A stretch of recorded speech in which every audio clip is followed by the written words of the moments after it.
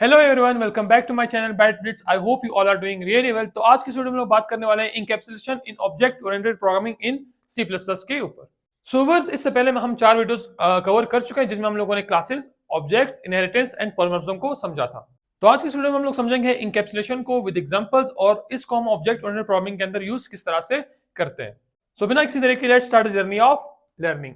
सो viewers, हमारे fifth topic encapsulation की definition पहले देख लेते हैं। Encapsulation means binding data and functions together. Encapsulation का मतलब होता है कि डेटा और फंक्शंस को एक साथ बाइंड करना, यानी जोड़ के रखना इनसाइड अ क्लास, एक क्लास के अंदर, and hiding the internal details from outside world. So basically encapsulation का यहाँ पे मतलब होता है कि डेटा और उसके मेंबर्स को, यानी वेरिएबल्स और फंक्शंस को एक साथ बाइंड करके रखना एक क्लास के अंदर, ताकि क्या कर सके हम लास्ट में, hiding the internal details from outside world, ताकि हम अपनी इंटरनल डिटेल्स को आउटसाइड वर्ल्ड से छुपा के रख सके। इसको एक रियल लाइफ एनालॉजी से समझते हैं। आप एग्जांपल ले लें, जो हमारे पास मेडिसिन की कैप्सूल्स होती हैं, हम बस कैप्सूल उठाते हैं, अगर हमें उसकी नीड होती है तो हम उसको खा लेते हैं। अब हम ये नहीं देखेंगे कि उस कैप्सूल के अंदर का पाउडर किस तरह से दिखता है, या हम उस पाउडर को टच नहीं कर सकते, क्योंकि हमारे पास जो उसकी ऊपर एक लेयर है वो हमें उस पाउडर को टच करने नहीं देते। हमें क्या करना होगा, उस लेयर को हटाना होता है। सो बेसिकली हमने यहाँ पे कैप्सूल के एग्जांपल इस तरह से लिए क्योंकि इनकैप्सुलेशन का वर्ड भी वहीं से आया है, इनकैप्सुलेशन, यानी कैप्सूल के अंदर बंद कर देना। तो हमारे पास जो कैप्सूल्स होती है, कैप्सूल के ऊपर वाली कवरिंग तो हम लोग देख सकते हैं, लेकिन उसकी जो इंटरनल, उसके अंदर पाउडर क्या है, हम उसको नहीं देख सकते। हम बस उससे जो हमारा काम है वो ले सकते हैं, उसको खा के जो हमारे रिक्वायरमेंट्स होगी, बेसिक नीड्स होगी, वो हमारी फुलफिल हो जाएगी, लेकिन हम उसकी इंटरनल पाउडर को नहीं देख सकते। सो सी प्लस प्लस के अंदर इंकैप्सुलेशन को अचीव करने के लिए हम लोग क्या करते हैं, वेरिएबल्स को हम यहाँ पे डिक्लेयर करते हैं एज अ प्राइवेट, और पब्लिक फंक्शंस बनाते हैं ताकि हम कंट्रोल कर सके उनको, जिनको हम कहते हैं गेटर्स एंड सेटर फंक्शंस। अब यहाँ पे हम क्या करेंगे, सिंपल, जो हमारे पास वेरिएबल्स हैं उनको प्राइवेट डिक्लेयर कर देंगे और पब्लिक फंक्शंस बनाएंगे जिनके थ्रू हम उन वेरिएबल्स को डेटा दे भी सकते हैं और उनसे वापस जो है रिट्रीव भी कर सकते हैं, यानी वेरिएबल्स के अंदर वैल्यू स्टोर भी करा सकते हैं और उसको बाद में प्रिंट भी करा सकते हैं। तो उन पब्लिक फंक्शंस को हम लोग कहते हैं गेटर्स एंड सेटर्स। हम लोग गेटर्स यूज करते हैं डेटा को रिट्रीव करने के लिए, और सेटर्स यूज करते हैं डेटा को स्टोर करने के लिए। सो व्यूअर्स, अब इंकैप्सुलेशन को एक सिंपल एग्जांपल के थ्रू समझने की कोशिश करते हैं। फर्स्ट हम क्या करेंगे, अपनी प्री प्रोसेसर डायरेक्टरीज लिखेंगे, जैसे कि hashtag include iostream using namespace STD. यहाँ पे हमारे पास डायरेक्टरीज फिनिश हो जाएंगी। फिर हम एक स्टूडेंट के नाम से क्लास बनाएंगे और लास्ट में क्या करेंगे, मेन मेथड बना लेंगे। इतना आपका सिंपल सा कोड रहने वाला है। अब स्टूडेंट क्लास के अंदर हम क्या करेंगे, कुछ डेटा को प्राइवेट करेंगे और कुछ को पब्लिक करेंगे। हम अपने वेरिएबल्स का प्राइवेट करेंगे और जो हमारे फंक्शंस है उनको हम पब्लिकली यूज करेंगे, ताकि उन वेरिएबल्स के अंदर वैल्यू स्टोर भी करा सके और रिट्रीव भी करा सके। तो फर्स्ट हम क्या करते हैं, आप अपना प्राइवेट का कीवर्ड लिखते हैं। इसको लिखना जरूरी नहीं है, बाय डिफॉल्ट अगर यहाँ पे पब्लिक आप नहीं लिखते तो आपका जितना भी डेटा यहाँ पे होगा वो बाय डिफॉल्ट प्राइवेट ही रहता है। लेकिन हम फिर भी यहाँ पे हम क्या करेंगे, प्राइवेट लिखेंगे, ताकि जो हमारे पास दूसरे डेवलपर्स हैं वो भी इस कोड को इजीली समझ सके। तो हमने क्या किया, यहाँ पे प्राइवेट का कीवर्ड लिखा है और यहाँ पे एक मार्क्स नाम का वेरिएबल बना लिया, जिसको हमने क्या किया, प्राइवेट डिक्लेयर किया, यानी इंट मार्क्स का वेरिएबल है और ये प्राइवेटली डिक्लेयर हो चुका है। नेक्स्ट हम क्या करेंगे, आप अपना पब्लिक एक्सेस स्पेसिफायर लिखेंगे। अब पब्लिक के नीचे का जितना भी कोड होगा वो सारा का सारा पब्लिकली अवेलेबल होगा, और प्राइवेट के नीचे जो कोड होगा वो सारा का सारा क्या रहेगा, प्राइवेट रहेगा। तो पब्लिक के अंदर हमने क्या किया, यहाँ पे दो फंक्शंस बनाए हुए हैं। फर्स्ट हमारे पास जो फंक्शन है वो है सेटर फंक्शन, दूसरा जो हमारे पास फंक्शन है वो है गेटर फंक्शन। सेटर फंक्शन का काम होता है कि इस मार्क्स नाम के वेरिएबल के अंदर वैल्यू को स्टोर कराना, और गेटर फंक्शन का काम होता है कि इसको यहाँ से रिट्रीव कराना। ठीक है, तो फर्स्ट हम क्या करेंगे, हमारे पास जो हमने मेथड बनाया है void set marks int m, हमने एक मेथड बनाया सेट मार्क्स के नाम से, और यहाँ पे हमें क्या करेंगे, एक पैरामीटर दिया हुआ इंट एम के नाम से, यानी जो वैल्यू हम नीचे यहाँ पे पास करेंगे मेन मेथड में वो यहाँ पे आके स्टोर हो जाएगी। और नीचे हम यहाँ पे एक सिंपल इफ एल्स की स्टेटमेंट लिखी है। अगर आपके मार्क्स जो है वो ग्रेटर देन इक्वल टू 0 है और लेस देन इक्वल टू 100 है, तो क्या हो जाएंगे, मार्क्स नाम के वेरिएबल में स्टोर हो जाएंगे। लेकिन अगर आपके मार्क्स 0 से कम होते हैं या 100 से ज्यादा होते हैं तो वो इस वेरिएबल के अंदर स्टोर नहीं होंगे। ठीक है, नेक्स्ट हमने क्या किया, एल्स की स्टेटमेंट लिखी है। अगर आपके मार्क्स 0 से लेस है या 100 से ऊपर है तो ये क्या करेगा, आपको ये स्टेटमेंट प्रिंट करके दे देगा, यानी आपके मार्क्स इनवैलिड है और आप क्या कर सकते हैं, इसको दोबारा से कोई और वैल्यू असाइन कर सकते हैं। नेक्स्ट हमारे पास जो फंक्शन है वो है गेट मार्क्स के नाम से। इसका सिंपल ये काम है कि इस मार्क्स नाम के वेरिएबल के अंदर जो वैल्यू स्टोर्ड है उसको क्या करो, रिटर्न करा दो। तो अब हमने यहाँ पे दो काम किए, वैल्यू स्टोर भी करवा दी और वैल्यू को रिट्राइव करने का भी तरीका यहाँ में आपने लिख दिया। अब चलते हैं अपने मेन मेथड की तरफ।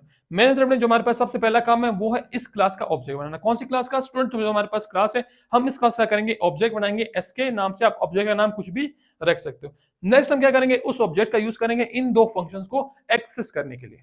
तो हम सिंपल यहाँ पे क्या करेंगे, एस डॉट सेट मार्क्स, हम इस फंक्शन को एक्सेस करेंगे और इसके लिए जो पैरामीटर की वैल्यू आएगी वो यहाँ पे हम सेट करके 90 लिख देंगे। आप वैल्यू यहाँ पे कुछ भी लिख सकते हैं, मैंने यहाँ पे 90 पास करवा दिया। S dot set marks is equal to 90, तो ये जो 90 की वैल्यू ये डायरेक्ट कहाँ पे आ जाएगी, फर्स्ट ये यहाँ पे आएगी। ठीक है, उसके बाद क्या करेगा, चेक करेगा कि ये वैल्यू जो है 0 से ग्रेटर है, जी ग्रेटर है, और 100 से लेस है, ठीक है। तो क्या करेगा, यहाँ पे आ जाएगा और m के अंदर हमारे पास क्या स्टोर है, 90।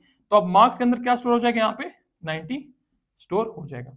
अब मार्क्स की जो वैल्यू हमारे पास यहाँ पे 90 बन चुकी है, तो हमारे पास इस वाले एल्स स्टेटमेंट को प्रिंट करने की जरूरत ही नहीं पड़ी। अब वैल्यू यहाँ पे हमने स्टोर करा दी है, तो अब क्या करना है, उसको रिट्रीव करना है। हम सिंपल एक प्रिंट की स्टेटमेंट लिखेंगे, cout s dot get marks. इस वाले मेथड गेट करेंगे हम अपने s वाले ऑब्जेक्ट को यूज करके। तो सिंपल हम यहाँ पे लिख सकते हैं s डॉट गेट मार्क्स।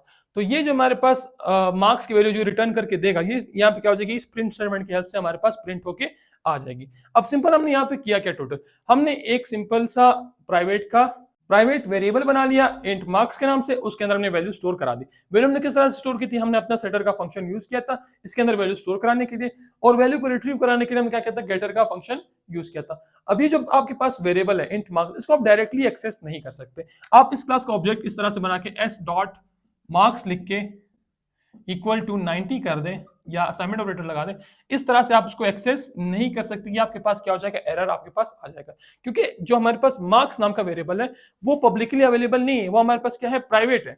उसको आप डायरेक्टली यूज नहीं कर सकते। उसको यूज करने के लिए क्या करना होगा, आपको गेटर एंड सेटर के फंक्शंस को यूज करना होगा, उसके अंदर वैल्यू को स्टोर कराने के लिए या फिर रिट्रीव कराने के लिए। सो व्यूअर्स, अब हमने सारा का सारा कोड जो है VS कोड के अंदर लिखा है। अब इसको एग्जीक्यूट करके देखते हैं कि हमारे पास रिजल्ट कैसे आता है। सबसे पहले हमने क्या किया, अपने स्टूडेंट की क्लास बनाई है। उस क्लास के अंदर हमने स्टार्टिंग में एक इंट मार्क्स नाम का वेरिएबल बनाया है, जिसको हमने क्या किया, प्राइवेट बनाया हुआ है। इसके बाद हमने नेक्स्ट नीचे जो है पब्लिक का एक्सेस स्पेसिफायर लिखा है, उसके नीचे हमने एक फंक्शन बनाया। फर्स्ट जो हमारे पास फंक्शन है उसका नाम है सेट मार्क्स, और ये हमारे पास हेडर फंक्शन है। इसके अंदर एक सिंपल सा पैरामीटर आ रहा है जो कि इंटीजर टाइप का है। नीचे हमने क्या किया हुआ, इफ एल्स की स्टेटमेंट लिखी है। इफ वही है कि अगर हमारे मार्क्स जो है 0 और 100 के बीच में तो इनको जो है स्टोर करो, अगर नहीं है तो क्या करो, एल्स की स्टेटमेंट में इनवैलिड मार्क्स जो है प्रिंट करके यूजर को दिखा दो। नेक्स्ट हमारे पास गेट मार्क्स का फंक्शन है, जिसको हम गेटर फंक्शन भी कहते हैं। ये क्या करता है, हमारे जो स्टोर्ड मार्क्स है इस मार्क्स नाम के वेरिएबल के अंदर, ये उनको क्या करेगा, रिटर्न कर देगा। प्रिंट नहीं करेगा, सिर्फ रिटर्न करेगा, ठीक है। रिटर्न करने के बाद आप उसको दोबारा से प्रिंट भी कर सकते हैं। नीचे हम आएंगे अपने मेन मेथड में। स्टार्टिंग में हमने क्या किया, स्टूडेंट एस, यहाँ पे हमने स्टूडेंट क्लास का एक ऑब्जेक्ट बना लिया। अब उस ऑब्जेक्ट के थ्रू हम क्या करेंगे, सेट मार्क्स के फंक्शन को एक्सेस करेंगे, और यहाँ पे हम जो है 90 को पास करा देंगे। 90 पास करने के बाद हम क्या करेंगे, जो हमारे पास गेट मार्क्स का फंक्शन था हम उसको दोबारा से एक्सेस करेंगे और उसको एक प्रिंट स्टेटमेंट के अंदर लिखेंगे, क्योंकि रिटर्न और प्रिंट दोनों जो है अलग चीज है। अब ये क्या करेगा, जब इसके अंदर मार्क्स आएंगे तो ये उसको क्या कर देगा, सी आउट वाला फंक्शन उसको प्रिंट करके दे देगा। अब इसको यहाँ से सिंपली रन करते हैं, थोड़ी सी लोडिंग लेगा, उसके बाद हमारे पास जो है 90 प्रिंट होके आ जाएगा। तो ये 90 यहाँ पे प्रिंट हो चुका है। अच्छा, यहाँ पे एक और चीज देखते हैं। अगर हम स्टूडेंट के जो ऑब्जेक्ट है इस उससे डायरेक्ट जो है मार्क्स नाम के वेरिएबल के अंदर अगर हम यहाँ से वैल्यूज इनिशियलाइज करना चाहें तो हम कर सकते हैं या नहीं।